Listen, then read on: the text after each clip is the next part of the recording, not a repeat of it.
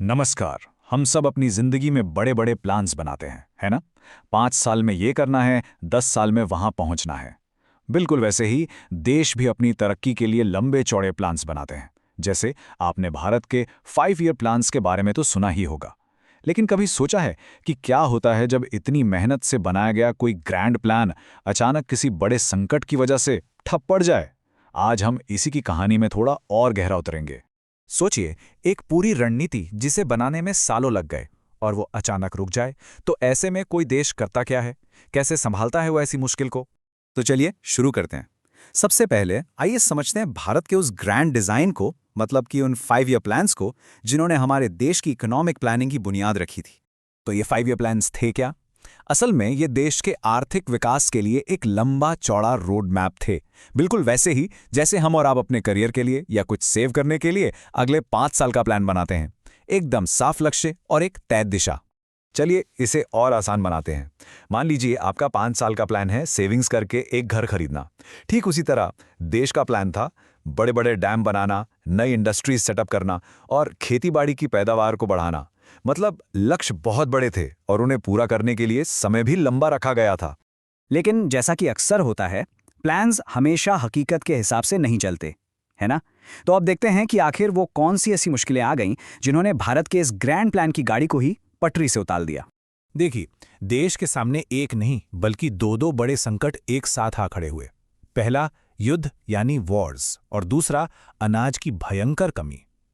इन दो बड़ी मुसीबतों ने लॉन्ग टर्म प्लानिंग का सोचना तक वह लगभग नामुमकिन बना दिया था।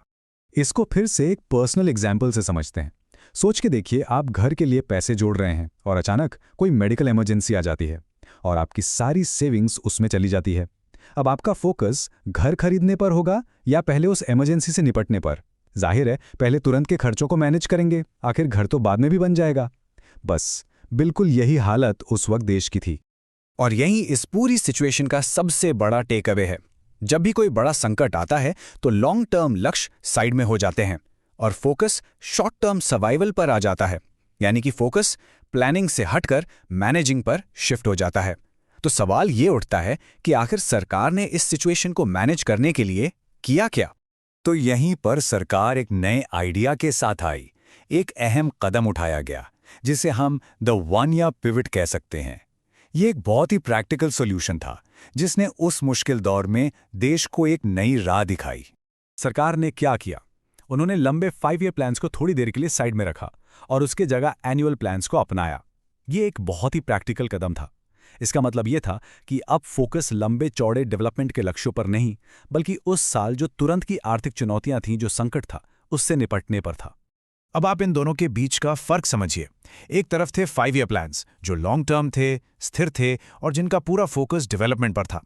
और दूसरी तरफ आ गए एनुअल प्लान्स जो शॉर्ट टर्म थे, फ्लेक्सिबल थे और जिनका एक ही मकसद था, क्राइसिस मैनेजमेंट। तो आप देख सकते हैं ये रणनीति में कितना बड़ा बदलाव था। तो असल में कदम क्या लिए गए? बहुत सिंपल। पहला, लंबे 5 ईयर प्लान को पॉज कर दिया गया। दूसरा, उस साल के लिए एक एनुअल प्लान तैयार किया गया। और सबसे जरूरी तीसरा, देश के सारे रिसोर्सेज को तुरंत की जरूरतों जैसे कि फूड सिक्योरिटी और डिफेंस की तरफ मोड़ दिया गया। अब देखिए, जब भी इकोनॉमी में इतनी बड़ी उथल-पुथल होती है ना, तो उसका असर पॉलिटिक्स पर पड़ना तो लाजमी है। और इस इकोनॉमिक शिफ्ट ने देश की राजनीति में एक बिल्कुल नया चैप्टर शुरू कर दिया। आइए देखते हैं कैसे। तो घटनाओं का क्रम कुछ इस तरह से था। देखिए, 1960 के दशक के बीच में युद्ध और खाद्य संकट ने प्लानिंग को रोक दिया। उसके बाद 1966 से लेकर 1969 तक ये एनुअल प्लान्स लागू किए गए और फिर इसी पूरे दौर के कुछ सालों के बाद 1977 में देश में एक बड़ा राजनीतिक बदलाव हुआ जब जनता सरकार सत्ता में आई। इसका साफ मतलब ये है कि उस दौर की जो आर्थिक अस्थिरता थी और प्लानिंग की रणनीति में जो ये बड़ा बदलाव आया, यही वो वजह थीं जिन्होंने आगे चलकर एक बहुत बड़े राजनीतिक बदलाव की नींव रखी। अक्सर देखा गया है कि बड़े आर्थिक संकट ही राजनीतिक बदलाव की जमीन तैयार करते हैं।